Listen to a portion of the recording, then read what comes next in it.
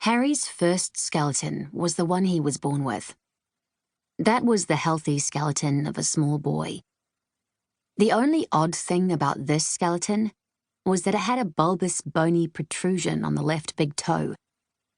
Aside from that, it was ordinary. His bones were ordinary bones. They were made of living cells and had marrow inside them, like the bones of fish, birds, mammals. There's a photograph of Harry as a 6-year-old, wearing shorts and a t-shirt, knobbly-kneed, with a lopsided smile and sticky-out ears. His blonde hair is roughed up like he's just come in from running around or riding a bike outside with his sister Helene. It was around the time of this photograph that a second skeleton began to grow around Harry's first skeleton. This bone, too, was ordinary bone. But it was heterotopic, in another place, the wrong place.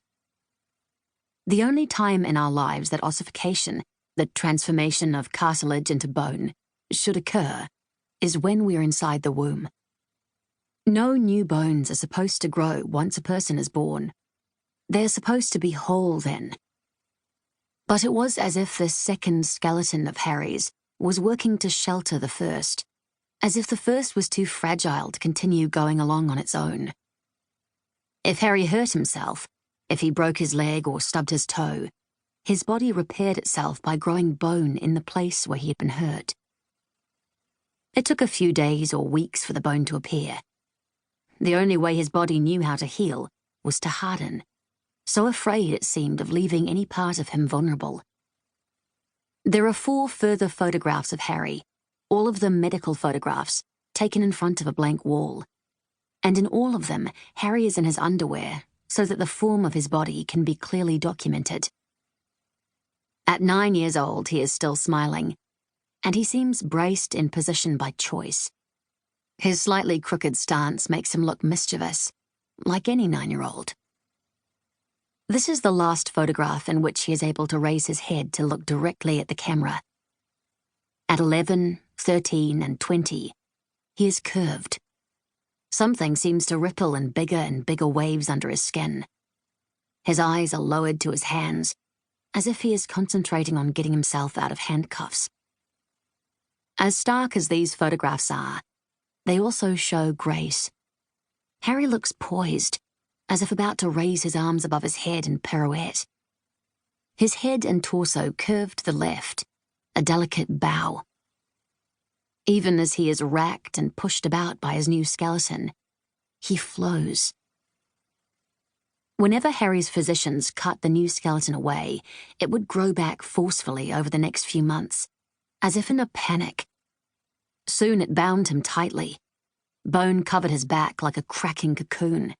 It welded his upper arms to his breastbone so that his arms hovered magician-like in front of his body.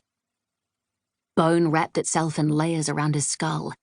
Delicate columns of bone, like stalactites, fused his head to his neck, forcing him to stare at the ground. One of his legs was bent back, as if he were forever about to kick a ball, as if all the world were waiting in a grandstand around him. He could still move about by shuffling along with a cane.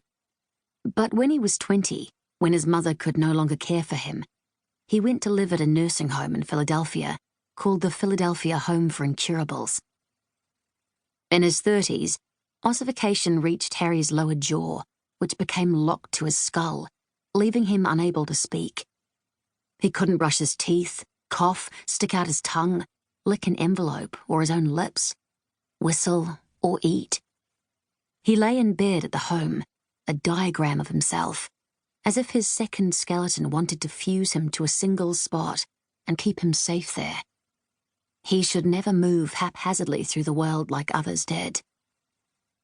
It was 6 days before his 40th birthday that Harry died.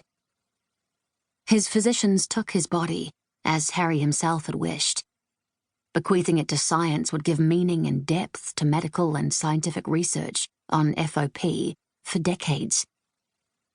Following on from the few photographs of Harry as a boy and a young man, there are many, many photographs from all angles and proximities, depicting only his skeleton.